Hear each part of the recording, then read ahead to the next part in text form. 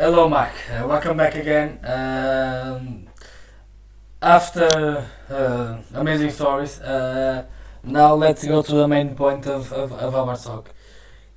Can you share with us some, you already shared some of them, but more special experiences, some special moments, some special stories that you lived while walking the Camino, please? Yeah, well, I think I may have exhausted the Louise Frasier subject, and I don't want to embarrass him anymore. So I won't mention any more stories about Louise. I could do, but You could. I won't rise to the bait.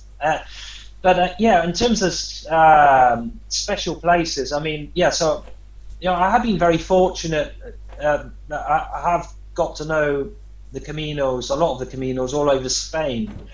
So I've been to some most amazing places on the Caminos that not all pilgrims will know about, unless they've done that particular route. So an example would be the Ciudad Capara, the Roman remains of the city of Capara, which lie in Extremadura on the Ruta de la Plata.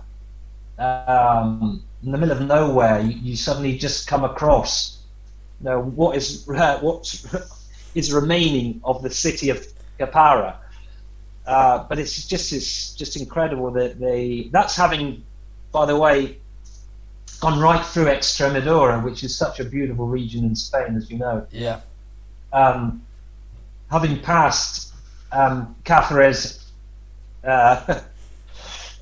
and so you've already seen a lot of amazing sites anyway, but for me that's one site worth mentioning anyway, because of its amazing impact, as it just seems to come out of nowhere, in a section of the Camino which is very, very beautiful, very, very wild. You're surrounded by thousands of hectares of a pristine, oak forest, and the mountains and the snow-capped mountains in the distance.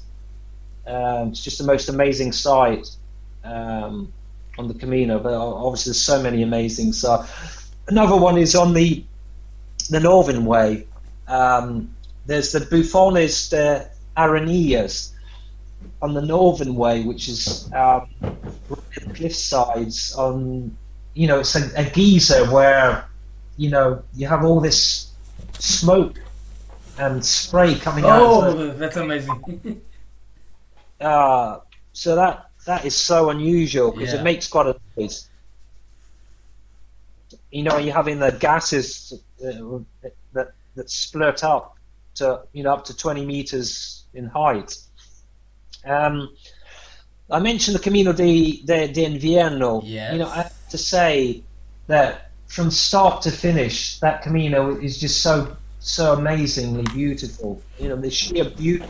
There's so many highlights on the Camino de Invierno. The first stage, Las Melvas, for starting. Exactly. I mean, we climbed up to get great view, looking down on Las Medusas, as the mountains are, which obviously is a World UNESCO Heritage Site, deservedly so. While we were on the Camino de Invierno, we did it only a few years ago in the end of June, start of July. We stayed at the albergue in El Barco de Valdeorras, and there was no one. It was just us two. So that was an amazing highlight. We're not all are so fortunate to be able to share another day with no one else. Just the two of us doing the Camino. Although some pilgrims may be lucky if it's low season with some of the longer Caminos. Yeah. Go from Seville or from Catalonia, you might be lucky. That's amazing. I was thinking of the Camino de Invierno. There's another amazing place. There is it's called. I forgot how it's called, the river. This we have to go down Yeah, into a very nice river. It's like the the Douro River here in Portugal. It's beautiful as well. How it's called yeah. on the Camino de Invierno. Um, Yes, it's before the Rio Sil. yes, but before The River Sil is the river is the river that you follow.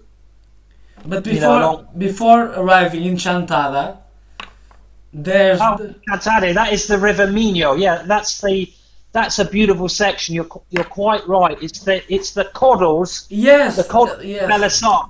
the Bellassar. That's the name. Sorry. Firstly, you've got the Coddles, so you Yeah, have to cut down from the top of the canyon down to down to its bottom, down to the River Minho, yeah, and that's which is that's a just beautiful, yeah, amazing sight, amazing yeah, walking part. It's just unbelievable. yeah. Yeah, that some of the highlights I have to say are not only a good highlight, they may be a bad highlight. Yeah, So, so for example, I mean the stage from Quiroga to Monforte de Lemos, you have to climb up two mountains. It's about 43-kilometer stage. That's one hell of a walk. So, I think we'll come on to this again about how far pilgrims walk in a day. Some pilgrims can only walk 10. actually, for me was the one of the worst highlights because I guess after not because of the distance. I'm not used to, but I related. Sometimes I do 40 kilometers, but that's just 1 or 2 days. And in Yeah, my first Camino, that was a really long stage. But I have like in the I don't know missing 12 kilometers to arrive in Monforte. I guess after Pobra de Brollon, I yeah, guess in a day with 42 degrees, I lost my bottle of water and was nowhere. There was no one on the street. No one. There, and fortunately, in missing four kilometers to Monforte, I was like this old woman. There was in a very small place with like 10 houses or whatever. There's no one out there. Everyone was inside of their homes, and just this old woman, like 8 years old, was sitting down on a shadow, just sitting down out there, outdoor, and with on her side it was a bottle of water, and she offered me the bottle of water because she saw me, and I was like I was not in a good place. I was almost failing in terms of breathing, and was an angel for me, and that stage is really hard. yeah.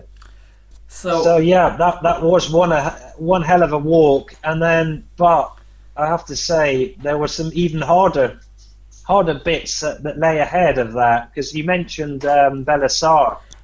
I mean thing the the climb climb, up it's really hard across to. the river Minho at Belisar, the climb up to Chantada.